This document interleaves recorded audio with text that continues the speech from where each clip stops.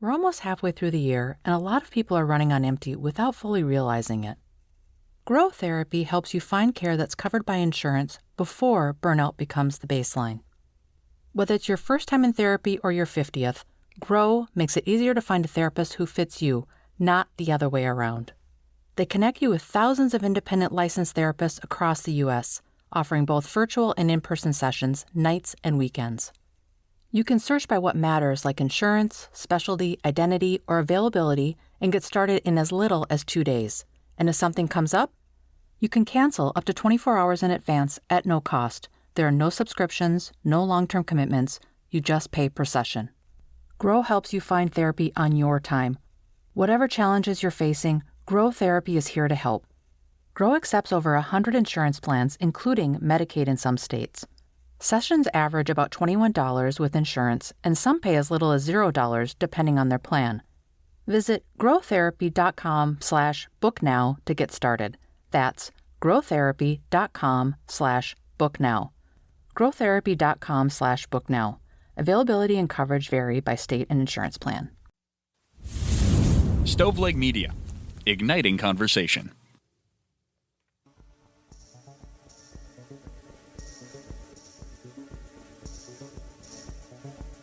Welcome to True Crime to Go. What can I get for you?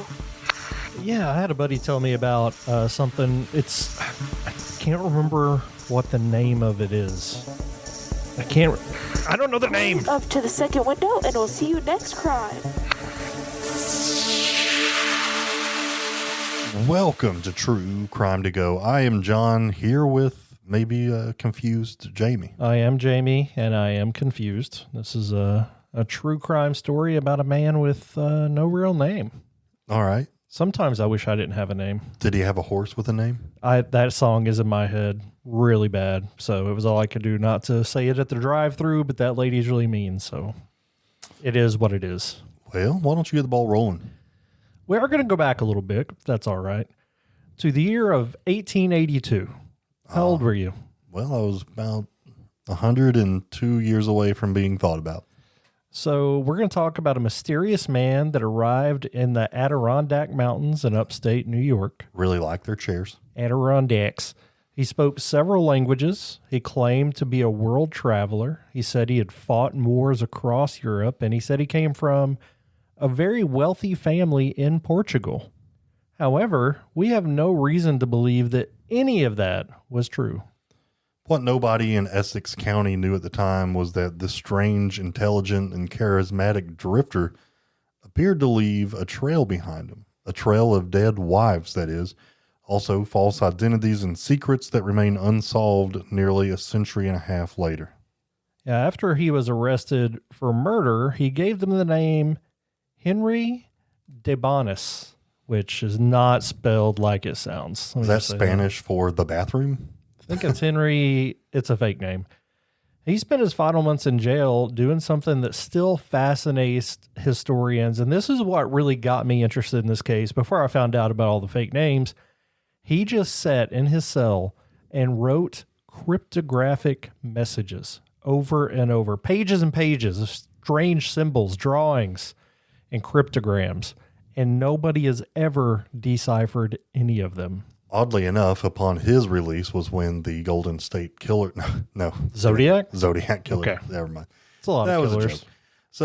So this is a story whose like real identity may still be unknown. So he could, in every state, he could be somebody else. You know, if they were to have DNA tied to this guy, it could be under a different name because he was just all over the place. But by most accounts, Henry appeared in Essex County, New York, sometime in 1882. And from the very beginning, people noticed him, not because he was threatening, but because he seemed unusual. He was very educated, cultured. Like you said, he spoke many different languages, just kind of stood out in the crowd. Let's go over some of his known victims, although I have a feeling there could be more we don't know about. Start with the one that he was arrested for, and that was in Essex County, and her name was Betsey Wells. She was a widow who owned a small farm. She had small daughters, and more importantly, she was financially stable, which, again, Henry claimed to be rich, but that's not necessarily the case. He was looking for a sugar mama. Well, and that he got. So on June 8th, 1882, the two were married, and almost immediately problems began. So he reportedly pressured Betsey to transfer ownership of her land to him, and she refused, and neighbors would describe that there were arguments between the couple that grew increasingly violent and hostile. And then just weeks after the wedding, Betsey disappeared. So people began searching the surrounding woods, and eventually they found her body. She'd been brutally murdered. Reports described bullet wounds to her head, a severe slash across her throat. This was just a massacre. Yeah, and of course, he was the first target. Everybody kind of knew who did it, and he was arrested, and he was put in jail on August 1st of 1882. John, while he was in prison, several women came to visit him. What is it about this guy that just makes him so desirable? Well, maybe his rather large bank account that he told everyone he had. Yeah, he was a very good liar, apparently. But like we said earlier, he became obsessed with writings. He wrote poems, illustrations, autobiographical writings, but most famously are these cryptograms. I love solving a good puzzle. I like doing Sudoku. I think the Zodiac things can be solved really easily now with AI. That's just me. I know some of them have. But nothing that he ever did was ever solved. And eventually, he was found guilty in March of 83 of killing Betsey. And according to historical accounts, deliberations only lasted minutes before they found him guilty and sentenced him to death by hanging. Yeah, it was on April 27th, 1883, that thousands of people gathered to witness the execution. Public hangings at the time were major events. I mean, you see it on TV shows or movies that are from that era, and it's not an exaggeration. I mean, people came out to see what was going on. And it was a big deterrent. Yeah. I mean, I'm sitting here thinking about a bank robbery that happened in our town, and I'm thinking there's no reason for deliberations for hours. You're on video, and let's just bring you out to the city square. Yeah. So he was sentenced to a hanging. Like you said, it was out in public. Right up until the end, he maintained his innocence. His final statement while standing at the gallows was that the blood on my knife came not from Betsey, but from a chipmunk. Okay. What does that mean? What?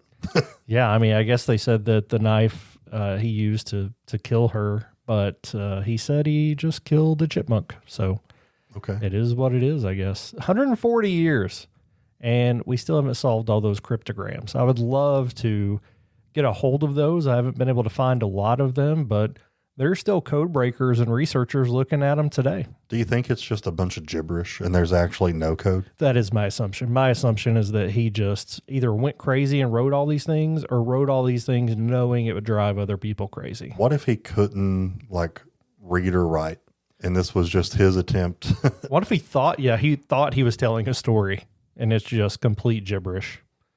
I don't know, man. It's an interesting story that, I mean, I feel like, well, I could be wrong. I was going to say that con men were a lot more common back then. I guess it was easier to move on without people finding out about you. But con men who write cryptograms, that's not something we stumble across every day. It's not, but it's pretty interesting.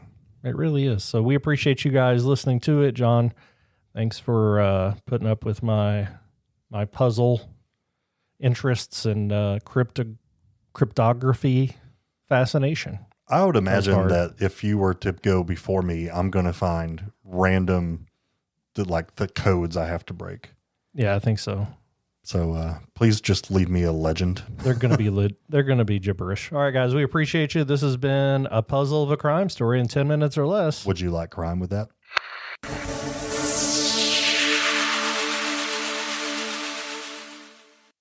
You've listened to True Crimecast, distributed by Stoveleg Media. Check out stoveleg.com to find out more about your hosts and to find other podcasts to listen to. Stoveleg Media, igniting conversation.